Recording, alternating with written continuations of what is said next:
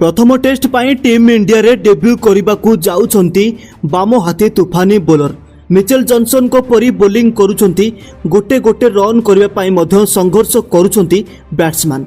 भारत को मिलवा को जाउची बुमराह को परफेक्ट पार्टनर। बहु वर्ष पर भारतीय दल रे खेलिबे कौनसी बाम हाथी पेसर बोलर। रोहित गंभीर को प्लान हैला रेडी।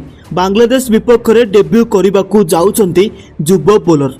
तेबे कौन रही खबर संपूर्ण सूचना किपरि भाबरे टीम इंडिया प्रथम टेस्ट मैच रे मिचेल जॉनसन को परी एक विपज्जनक बोलर को फेराई आनिछंती जे कि बैट्समैन को गोटे गोटे रन करबा पाई मध्य संघर्ष कराउछंती।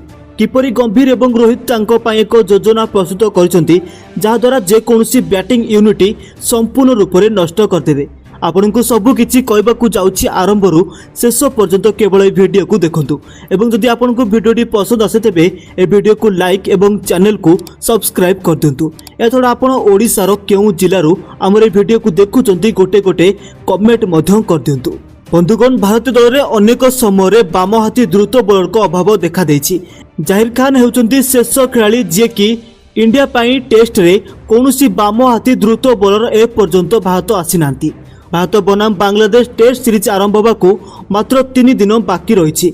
सेप्टेम्बर 8 रे बीसीसीआई 16 जणिया दल घोषणा करथिला जेउथरे किछि नुआ चेहरा मध्य देखा दैथिला। एथिमध्यरु दोस्तों एपरि जणे बोलर आस्थिले जे कि मिचेल जॉनसन को कॉपी एवं तांको बोलिंग परे टीम इंडिया मैच जितबाकू जाउछि बोली जणा पड़िछि। जणे खेलाड़ी मिलिबो जे कि जाहिर खान को शून्य स्थान को पूर्ण करि परिबो।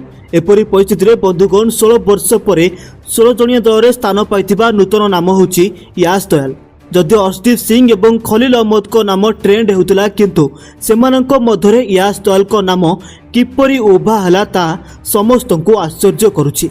किंतु हाँ, याश दयाल को बोलिंग जा वर्तमान बहुत भल रही। यार अर्थ बीसीसीआई याश को निज दल को आणुछंती।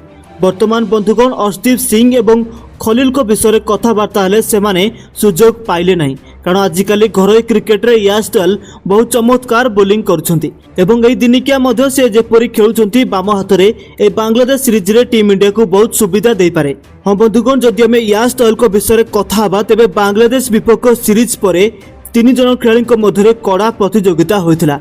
याश दयाल, अर्शदीप सिंह एवं खलील अहमद को मध्य। बंधुगण, याश दयाल एठारे घरोई क्रिकेट रे बहुत भल प्रदर्शन करुछंती। जदियो आईपीएल रे रिंकू सिंह को 5टी छक्का याश दयाल को ओभर भूली जिबा तेबे से या पर चमत्कार प्रदर्शन करथिले। या पर आरसीबी को जाई से मध्य चमत्कार प्रदर्शन करथिले एवं वर्तमान से घरोई क्रिकेट रे मध्य समस्तଙ୍କ मुंड विदार कारण होइछंती। एवं आपण मध्य जानिबा उचित जे जेपरि भाबरे बोलिंग करुछंती ताकर प्रशंसा बहुत होउछि।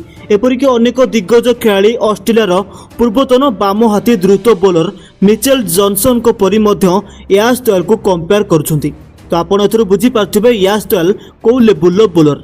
याश को एही खतरनाक बोलिंग देखि टीम इंडिया याश को बांग्लादेश विपक्ष प्रथम टेस्ट पाई 16 जणिया दल रे शामिल करिछि एवं आमे आशा करिबा टीम इंडिया पाई से भलो बोलिंग करंतु एवं मैच जितंतु। तेबे आपन को कोन लागुची याश दयाल को प्रथम मैच रे सुजोग देबा उचित ना नहीं गोटे कमेंट करी आपन को राय नियति भाबरे हमकु जणांतु एवं एही परि क्रिकेट खबर पय हमर चैनल क्रिक टाइम ओडियो को सब्सक्राइब करी बेल आइकन को प्रेस कर दियंतु।